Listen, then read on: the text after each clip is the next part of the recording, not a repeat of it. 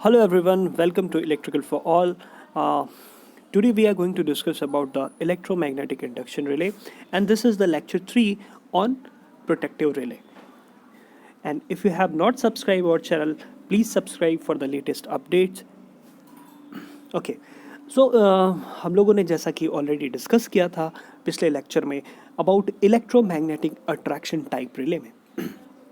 Electromagnetic attraction type relay में जैसा कि हम डायग्राम देख सकते हैं एक रिले का, जिसमें दो अलग अलग फोर्सेस लगते हैं।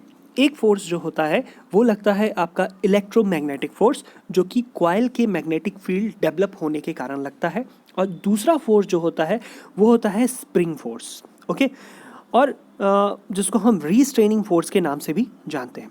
और ये रिले तभी ऑपरेट करता है, इसको हमेशा ध्यान रखना है, ये रिले तभी ऑपरेट करता है जब आपका इलेक्ट्रोमैग्नेटिक फोर्स रीस्ट्रेनिंग फोर्स के क्या हो जाए, इक्वल हो जाए। ठीक, तो जैसा कि यहाँ पे शो किया गया है K1I² जो है आपका वो इलेक्ट्रोमैग्नेटिक फोर्स है, जो कि K2 को इक्वल हो जा रहा है ना। और I² इक्वल टू क्या हो जाएगा फिर K2/K1, और I इक्वल टू हम क्या लिख सकते हैं, √K2/K1, which is going to be constant. And ये सिर्फ और सिर्फ एक ही केस में हो सकता है, वो कौन सा केस है, DC, डायरेक्ट करंट, है ना। लेकिन जब इस रिले में जब हम लोग AC प्रोवाइड करते हैं तब क्या होता है, और ये सबसे बड़ा इसका ड्रॉबैक है ना। अगर आप इसको और डिटेल में देखना चाहते हो तो आप इसका पिछला लेक्चर देख सकते हो, जो कि लेक्चर 2 है रिले का, जिसमें आपको इलेक्ट्रोमैग्नेटिक रिले के बारे में बहुत अच्छे से बताया गया है ना। मैं इसको इसलिए बता रहा हूँ यहाँ पे कि आप इसके ड्रॉबैक को समझ सके, और इसके ड्रॉबैक को कैसे ख़त्म किया जाता है इंडक्शन रिले में, इसको समझ सके, है ना। तो जब हम AC इसमें देते हैं, मतलब क्या, अल्टरनेटिंग करंट जब हम इसमें प्रोवाइड करते हैं, तो अल्टरनेटिंग प्रोवाइड करने के कारण, क्योंकि I जो है वो तो फिर हो जाएगी आपकी I max sin omega t का होल स्क्वायर, है ना। I की जगह आप क्या पुट करोगे, I max sin omega t, और जब आप उसको ओपन करोगे you can write I² max minus I² max cos 2 omega t। Okay, तो इस केस में क्या होगा कि यहाँ पे cos 2 ओमेगा t होने के कारण आपकी फ्रीक्वेंसी जो है वो डबल हो जाएगी, है ना। तो दो अलग अलग चीज़ें हैं यहाँ पे, कांस्टेंट इंडिपेंडेंट ऑफ टाइम, है ना।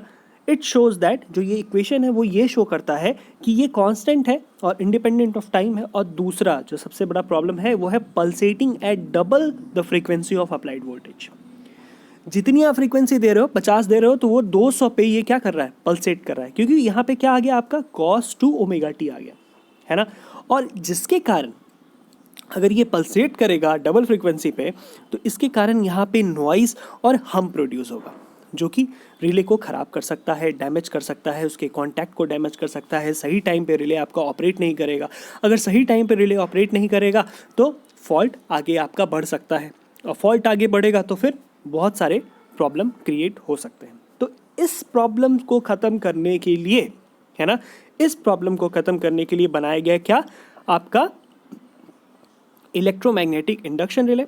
तो यहाँ पे क्या लिखा है, to overcome this difficulty the air gap flux producing an electromagnetic force is divided into 2 fluxes acting simultaneously but differing in time phase. तो इसको ध्यान रखना है, इसी प्रॉब्लम को खत्म करने के लिए क्या, कौन सा रिले बनाया गया, आपका इलेक्ट्रोमैग्नेटिक इंडक्शन रिले। तो इलेक्ट्रोमैग्नेटिक इंडक्शन रिले के जानने से पहले हम थोड़ा जान लेते हैं Faraday law of electromagnetic induction के बारे में। फैराडे ने क्या बोला कि अगर आप एक रोटेटिंग मैग्नेट, है ना, एक मैग्नेट को अगर किसी कॉइल के साथ मूव करते हो, मैग्नेट मूव करो या कॉइल मूव करो, है ना, तो क्या होगा, वो फ्लक्स को कट करेगा, और फ्लक्स के कट करने के कारण वहाँ पे प्रोड्यूस होगा क्या, EMF, है ना।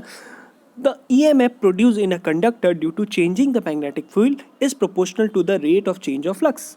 अब यहाँ पे एक कॉइल दिखाई जा रही है आपको, ये जो फिगर है, यहाँ जो डायग्राम है आपका, यहाँ पे एक कॉइल दिखाई जा रही है ना, और इस कॉइल पे आपका जो मैग्नेट है उसको मूव किया जा रहा है। तो मैग्नेट के पास क्या है, आपकी मैग्नेटिक फील्ड है, और मैग्नेटिक फील्ड क्या हो रही है, टाइम के साथ चेंज हो रही है ना। तो यहाँ पे जो मैग्नेटिक फील्ड है वो क्या हो रही है, टाइम के साथ उसके कॉइल में चेंज हो रही है, और कॉइल में चेंज होने के कारण यहाँ पे आप देख सकते हो गैल्वेनोमीटर भी क्या कर रहा है, आपका रिस्पॉन्स कर रहा है, मतलब करंट की मात्रा यहाँ पे बढ़ रही है। ठीक, तो Faraday law of electromagnetic induction हमने पहले भी पढ़ा हुआ है, मैं और ज़्यादा डीप में नहीं जाऊंगा। तो यहाँ पे वही कहानी है, ये फैराडे बोलते हैं कि अगर आप किसी मैग्नेट को किसी कॉइल के साथ मूव करते हो, क्लोज कॉइल, ये याद रखना है कि कॉइल क्या होनी चाहिए, क्लोज्ड होनी चाहिए, है ना। क्लोज्ड कॉइल के साथ मूव करते हो तो वहाँ पे क्या क्रिएट होगा, ईएमएफ क्रिएट होगा। अब उस ईएमएफ के कारण, है ना, अगर आप दो अलग अलग स्ट्रक्चर देखते हो यहाँ पे, एक स्ट्रक्चर ये है, एक स्ट्रक्चर आपका ये है ना। ये जो कॉइल है इसका साइड व्यू दिखाया गया है ना। मान लो ये जो मेरा मैग्नेट है इसके नॉर्थ और साउथ पोल्स हैं, है ना, और ये इसका फ्रंट व्यू दिखाया गया है ना। मैग्नेट आपका अंदर की तरफ जा रहा है और ये आपका सामने में कॉइल है ना। दो अलग अलग व्यूज़ दिखाए गए हैं। तो अब जैसे ही यहाँ पे ये जो मैग्नेट यहाँ पे एंटर कर रहा है, जिसको यहाँ पे आपको दिखाया जा रहा है, ये मैग्नेट अंदर एंटर कर रहा है, तो ये इसकी फील्ड्स यहाँ पे इसको कट कर रही हैं। किसको, कॉइल्स को कट कर रही हैं। अब कॉइल्स को कट करने के कारण कॉइल्स में क्या क्रिएट हो रहा है, ईएमएफ क्रिएट हो रहा है चारों तरफ, है ना। अब इसी ईएमएफ के कारण इसमें एक करंट डेवलप होगी जो कि इस कॉइल में मूव करेगी, और उसी करंट को कौन सी करंट बोलते हैं हम लोग, ईडी करंट बोलते हैं। तो इसको याद रखना है कि ईडी करंट कौन सी करंट है, जो कि इस कॉइल में डेवलप हो रही है इस मैग्नेट के मूव करने के कारण। मैग्नेट मूव कर रहा है, मैग्नेट मूव करने के कारण फ्लक्स चेंज हो रहा है, फ्लक्स चेंज होने के कारण ईएमएफ डेवलप हो रहा है, ईएमएफ डेवलप होने के कारण मेरी करंट डेवलप हो रही है, और वो करंट कौन सी है, आपकी ईडी करंट, है ना। तो इन चीज़ों को ध्यान रखना है, क्योंकि इन्हीं चीज़ों पे आपका बेस है क्या, इंडक्शन रिले। अब होता क्या है एक्चुअल में, इसमें हम दो अलग अलग तरह की फ्लक्स देते हैं, है ना।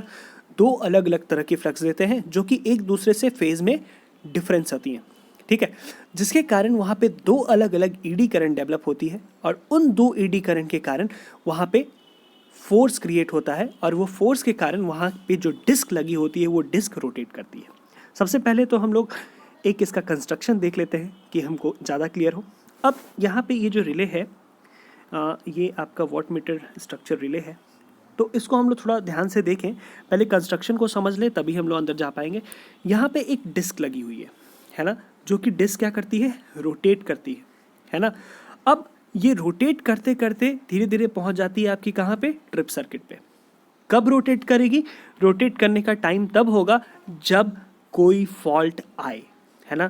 तो फॉल्ट कब आएगा, है ना, फॉल्ट आएगा तो क्या होगा, करंट की मात्रा बढ़ेगी, करंट की मात्रा बढ़ेगी तो वहाँ पे मैग्नेटिक फील्ड भी बढ़ेगा, मैग्नेटिक फील्ड बढ़ेगा तो क्या होगा, मैग्नेटिक फील्ड अगर आप बढ़ाओगे यहाँ पे तो क्या होगा, इलेक्ट्रोमैग्नेटिक फोर्स भी बढ़ेगा, इलेक्ट्रोमैग्नेटिक फोर्स बढ़ेगा तो करंट की मात्रा भी बढ़ेगी, है ना।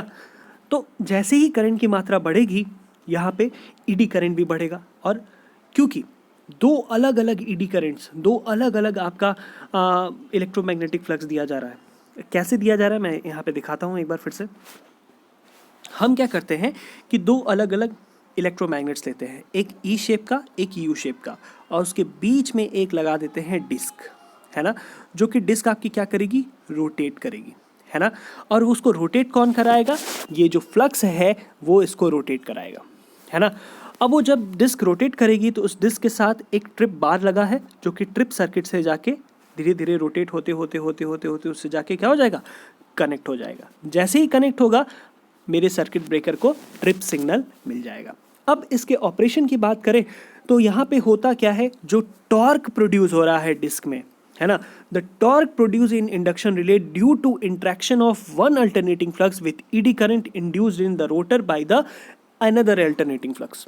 तो दो अलग अलग अल्टरनेटिंग फ्लक्स चाहिए हमको जो कि फेज में क्या करें, डिफरेंस में हो, जिसके कारण वहाँ पे ईडी करंट प्रोड्यूस हो, और ईडी करंट से क्या प्रोड्यूस हो, फोर्स प्रोड्यूस हो, जो कि डिस्क को रोटेट करा पाए, है ना।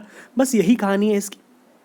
अगर प्रिंसिपल की बात करोगे आप लोग तो प्रिंसिपल जो है वो इंडक्शन मोटर का जो प्रिंसिपल है उसी पे बेस्ड है, एकदम same as the induction motor.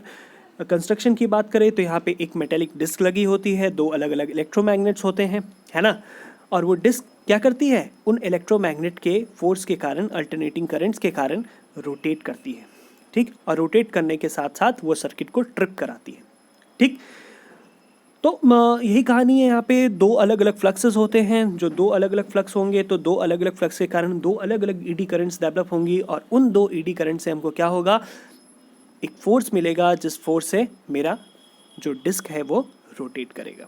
अब क्वेश्चन ये है कि आपसे क्वेश्चन ये पूछा जा सकता है, क्या इलेक्ट्रोमैग्नेटिक इंडक्शन रिले डीसी के केस में काम करता है? तो नहीं पॉसिबल है, क्योंकि यहाँ पे हमको चाहिए क्या? अल्टरनेटिंग फ्लक्स, और अल्टरनेटिंग फ्लक्स सिर्फ और सिर्फ अल्टरनेटिंग करंट ही दे सकती है। तो डीसी के केस में आपका इलेक्ट्रोमैग्नेटिक इंडक्शन रिले काम नहीं करता, है ना। और अगर टाइप्स के बारे में जाएं तो टाइप्स में 3 अलग अलग तरह के रिले हैं। एक है शेडेड पोल रिले, दूसरा है वाट मीटर रिले, तीसरा है इंडक्शन कप रिले। तो ये 3 अलग अलग रिले जो हैं हमको पढ़ने हैं, है ना।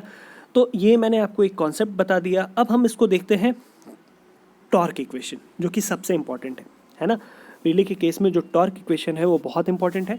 तो टॉर्क इक्वेशन जानने के पहले ये हम देख लें कि ये जो डिस्क है, जो डिस्क हमने यूज़ की है, उस डिस्क में हम 2 अलग अलग फ्लक्स दे रहे हैं, एक φ1 और एक φ2, है ना। φ1 के कारण जो करंट बनेगी उसका नाम है क्या? I2, और φ2 के कारण जो करंट बनेगी उसका नाम है क्या? I1। याद रखना है, दोनों में उल्टा हो रहा है, ठीक। इसमें I2 और इसमें I1।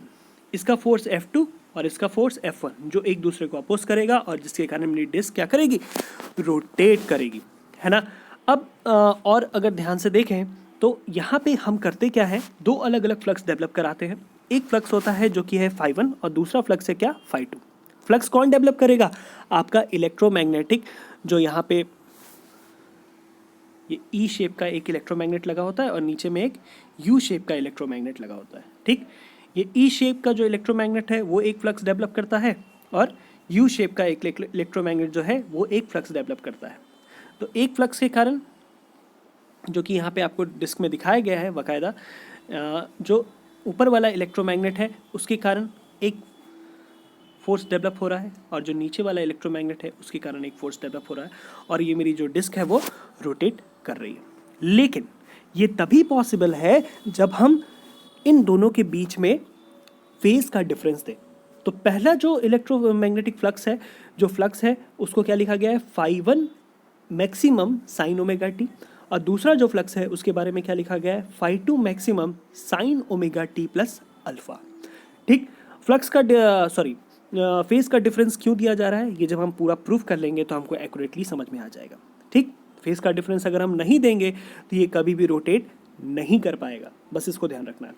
तो यहाँ पे क्या लिखा है next? These alternating flux causes the induced EMF, है ना। क्योंकि फ्लक्स है तो फ्लक्स के कारण जो मेरी डिस्क है वहाँ पे क्या डेवलप होगा? इंड्यूस्ड ईएमएफ डेवलप होगा, और उसी इंड्यूस्ड ईएमएफ के कारण वहाँ पे 2 अलग अलग ईडी करंट्स डेवलप होंगी। एक का नाम होगा क्या? I1, और दूसरे का नाम क्या होगा? I2, है ना। और वही 2 ईडी करंट एक दूसरे के साथ इंटरेक्ट करेंगी, और उनके इंटरेक्शन के कारण, देखिए यहाँ पे क्या लिखा है? The eddy current I1 and I2 are circulated in the disk. The 2 eddy current react with each other to produce a force which acts on the rotor, है ना। जो कि ऐसा फोर्स प्रोड्यूस करेंगी जिसके कारण मेरा जो रोटर है और जो मेरा डिस्क है वो क्या करेगा? रोटेट करेगा, है ना। तो 2 अलग अलग फ्लक्स दिखाए गए हैं, तो 2 अलग अलग ईडी करंट डेवलप हो रही है, जो कि एक है I1 और दूसरी क्या है? I2। I1 को हम लिख सकते हैं क्या? d∅1/dt, और I2 को क्या लिख सकते हैं? d∅2/dt, है ना। क्योंकि ऑब्वियस सी बात है, ये हमने जो फॉर्मूला देखा है, ये डायरेक्टली प्रोपोर्शनल टू d∅1/dt, ये इस केस में भी होता है, ईएमएफ के केस में। तो जितना आपका फ्लक्स चेंज होगा उतना ही ईएमएफ बनेगा, और जितना ही ईएमएफ बनेगा उतनी ही ज़्यादा मात्रा में आपको करंट मिलेगी। कॉमन सी बात है। तो करंट भी डायरेक्टली प्रोपोर्शनल किसके होगी? d∅1/dt या d∅/dt, है ना। तो पहला जो केस है I1, तो φ1 की जगह हम लोग क्या लिख सकते हैं? हमने 2 अलग अलग φ1 लिए हैं, φ1 और φ2, है ना। क्या लिख सकते हैं? φ1 साइन ओमेगा टी, और दूसरे केस में हम क्या लिख सकते हैं? φ2 2m sign omega t plus alpha. जब आप इसको डेरिवेट करोगे तो पहले केस में क्या आ जाएगा? φ1 कॉस ओमेगा टी, और दूसरे केस में क्या आ जाएगा? φ2 cos omega t plus alpha, है ना। कॉमन सी बात है। लेकिन जब हम फोर्स की बात करेंगे तो याद रखना है, पहला जो फोर्स है F1 is directly proportional to φ1 I2, क्योंकि वो इंटरेक्ट करता है। तो पहला फोर्स दूसरी करंट के साथ इंटरेक्ट कर रहा है, तो क्या होगा? F1 directly proportional to φ1 I2, और F2 directly proportional to φ2 I1। ये चीज़ याद रखनी है, बस इसमें कोई भी कंफ्यूजन नहीं होना चाहिए। ये ना कि आप लिख दें φ1 I1, है ना। तो वहाँ पे आप क्या लिखेंगे? F1 directly proportional to φ1 I2, और F2 directly proportional to φ2 I1। 2 1 1 2 याद रखना है, ठीक है। तो जब हम नेट फोर्स निकालेंगे, कौन सा फोर्स? नेट फोर्स निकालेंगे तो नेट फोर्स निकालने के वक्त क्या होगा, ध्यान देना है क्योंकि पहला वाला क्या है आपका, देखें यहाँ पे F1 is equals to phi1 I2 है ना, तो I2 phi1 I2, तो F1 माइनस F2 यहाँ पे लिखा गया है, F1 माइनस F2 जो आपका नेट फोर्स आएगा, तो F1 में क्या हो रहा है, F1 equals to phi1 I2, तो phi1 क्या होगा आपका, phi1 sin ओमेगा टी, जो कि यहाँ पे लिखा जाएगा आपका, देखें ध्यान से आप लोग, सॉरी F2 माइनस F1 है, तो यहाँ पे क्या होगा, दोनों को अलग अलग लिख दिया गया है यहाँ पे ध्यान से देख ले। सबसे पहले तो F इक्वल्स टू आप लिख दे F2 माइनस F1, तो F2 क्या है phi2 I1 और F1 क्या है आपका phi1 I2, जो कि यहाँ पे लिख दिया गया है, और उसी को डेरिवेट करके, उसी इक्वेशन को लिख करके फाइनल जो वैल्यू आएगी आपकी, जब सारी चीज़ें आप लिख दोगे तो फाइनल आपको क्या मिलेगा, phi1 और phi2 बाहर निकल जाएगा, है ना, और अंदर में क्या आएगा, sine omega t plus alpha multiplied by cos omega t minus sine omega t cos omega t plus alpha, है ना। ये किसका फॉर्मूला है भाई, sine A cos B minus sine B cos A, इसको हम क्या लिख सकते हैं, साइन ए माइनस बी, ठीक, साइन ए माइनस बी का फॉर्मूला है ये, sine A cos B sine B minus sine B cos A, ठीक। तो यहाँ पे हम लिख सकते हैं साइन ए माइनस बी, तो ए क्या है मेरा, omega t plus alpha minus omega T, तो ओमेगा टी से ओमेगा टी कैंसिल, बचा हमको क्या, only F equals to phi1 और phi2, ठीक, phi1 phi2 साइन अल्फा, है ना। तो अब ध्यान से अगर देखें हम लोग इस इक्वेशन में, तो the equation above gives the net force acting on the disc, क्योंकि हमको फोर्स निकालना है कि कितना फोर्स लग रहा है ना, तो F is directly proportional to phi1 phi2 sine alpha, है ना। तो अब इसमें हम एक्यूरेटली देख सकते हैं कि जो नेट फोर्स होगा टॉर्क का, वो हर वक्त हर इंस्टेंट पे क्या होगा, कांस्टेंट होगा। It is important to know that the net force और torque acting on the disc is same at every instant, जो भी आप इंस्टेंट दोगे उस इंस्टेंट पे वो कांस्टेंट होगा। लेकिन इलेक्ट्रोमैग्नेटिक, जो इसके पहले वाला था, इलेक्ट्रोमैग्नेटिक के केस में हर इंस्टेंट पे वो फ्रीक्वेंसी को क्या कर रहा था, डबल कर रहा था, तो फ्रीक्वेंसी डबल होने के कारण वहाँ पे क्या प्रोड्यूस हो रहा था, नॉइस प्रोड्यूस हो रहा था, और यहाँ पे वो नॉइस प्रोड्यूस नहीं होगा, क्योंकि यहाँ पे क्या आ रहा है, phi1 phi2 sine alpha, alpha आने के कारण यहाँ पे नॉइस प्रोड्यूस नहीं होगा, है ना। इसलिए इसका जो इंडक्शन रिले का जो एक्शन होगा वो फ्री फ्रॉम वाइब्रेशन होगा, ठीक। अब एक चीज़ और देख सकते हैं, अगर हम अल्फा की वैल्यू 0 रख दें, है ना, इस इक्वेशन में साइन 0 रख दें, तो क्या होगा, साइन 0 इज इक्वल्स टू 0, है ना।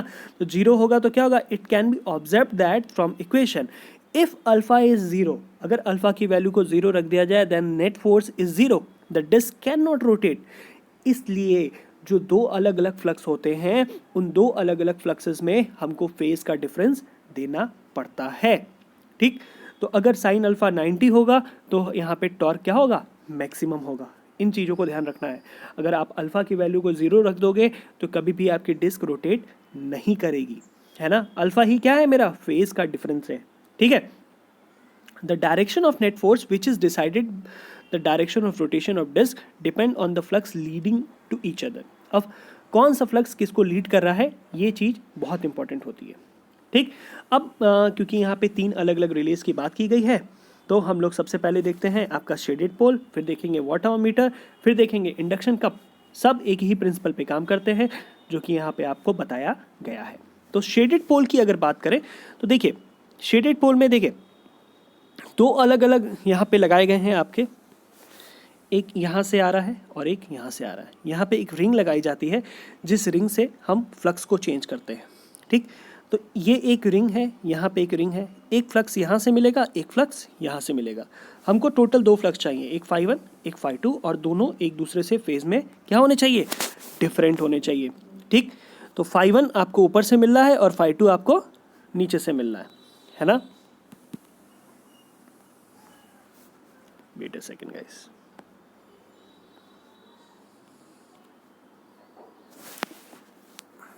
ठीक। तो phi1 मिल गया आपको ऊपर से और phi2 मिल गया नीचे से, ठीक। The coil is usually energised by the current flowing in the single coil wound on magnetic structure containing an air gap, ठीक। तो यहाँ पे कुछ एयर गैप होता है आपका डिस्क के बीच में। phi 1 आपको ऊपर वाली रिंग से मिलता है और phi 2 आपका नीचे वाली रिंग से मिलता है, और दोनों phi 1 phi 2 जब एक दूसरे से इंटरेक्ट करते हैं तो वहाँ पे दो अलग अलग इलेक्ट्रोमैग्नेटिक फोर्स बनते हैं, और दो इलेक्ट्रोमैग्नेटिक फोर्स के कारण वहाँ पे दो अलग अलग ईडी करंट बनती हैं, और ईडी करंट बनने के कारण वहाँ पे फोर्स डेवलप होता है। बस ये कहानी है इसकी। नेक्स्ट हम लोग देखेंगे वॉट आवर मीटर स्ट्रक्चर। तो वॉट आवर मीटर स्ट्रक्चर बहुत इंपॉर्टेंट है, क्योंकि इसी स्ट्रक्चर के आगे पे हमको आगे पढ़ाई करनी है। ठीक, तो यहाँ पे हम जैसा कि देख सकते हैं वॉट आवर मीटर स्ट्रक्चर जो है, यहाँ पे दो अलग अलग मैग्नेट्स लगाए गए हैं। जो ऊपर वाला मैग्नेट है वो ई शेप का है, और जो नीचे वाला मैग्नेट है वो यू शेप का है, और बीच में आपकी डिस्क लगी हुई है ना, जो कि डिस्क आपकी रोटेट करेगी। डिस्क के साथ एक ट्रिप सर्किट लगी हुई है, और वो ट्रिप सर्किट जाके ट्रिप कॉइल पे कनेक्ट हो जाएगी जब भी आपका फॉल्ट आएगा। तो यहाँ पे अब देखिए, एक यहाँ पे प्राइमरी कॉइल लगाई गई है ई शेप मैग्नेट में। ध्यान दें, अपर मैग्नेट बोले चाहे ई शेप मैग्नेट बोले, दो अलग अलग मैग्नेट्स हैं, एक है अपर मैग्नेट, एक है लोअर मैग्नेट। अपर मैग्नेट जो होता है वो ई शेप का होता है, जो लोअर मैग्नेट होता है वो यू शेप का होता है। तो अपर मैग्नेट में दो अलग अलग कॉइल्स हैं, एक है प्राइमरी कॉइल और एक है सेकेंडरी कॉइल। तो ये प्राइमरी कॉइल है। प्राइमरी कॉइल आपका, जैसे ही प्राइमरी कॉइल में आप I1 करंट दोगे, I1 करंट से दूसरी करंट डेवलप होगी, जो कि I1 करंट से जो फ्लक्स डेवलप होगा, उस फ्लक्स के कारण phi 2 में कौन सी करंट डेवलप होगी, I2 करंट डेवलप होगी। अब ध्यान से देखें, जो phi 2 वाला आपका कॉइल है, वो phi 2 वाला कॉइल जाके कनेक्ट हो जा रहा है किसमें, यू शेप जो इलेक्ट्रोमैग्नेट है उसमें।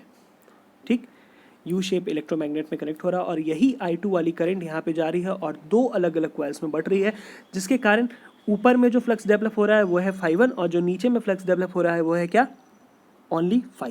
तो phi 1 और phi एक दूसरे के साथ क्या करते हैं, इंटरेक्ट करते हैं, और इनके इंटरेक्शन के कारण यहाँ पे फोर्स डेवलप होता है। phi 1 phi 2 सबसे पहले क्या बनाएंगे, एकदम सीरीज में लिखना है। phi 1 और phi 2 दो अलग अलग इलेक्ट्रोमैग्नेटिक फोर्स बनाएंगे, ईएमएफ बनाएंगे, और उनके ईएमएफ के कारण दो अलग अलग ईडी करंट्स बनेंगी, और उन ईडी करंट्स के कारण आपका यहाँ पे फोर्स डेवलप होगा। बस यही कहानी है, और जो जिसको यहाँ पे लिखा गया है, जिसको आप अच्छे से लिख सकते हैं। इसमें बहुत कुछ लिखा जा सकता है कि भाई ऊपर वाला मैग्नेट क्या है, ई शेप है, नीचे वाला मैग्नेट यू शेप है ना, उसको अपर मैग्नेट भी बोलते हैं, इसको लोअर मैग्नेट बोलते हैं, है ना।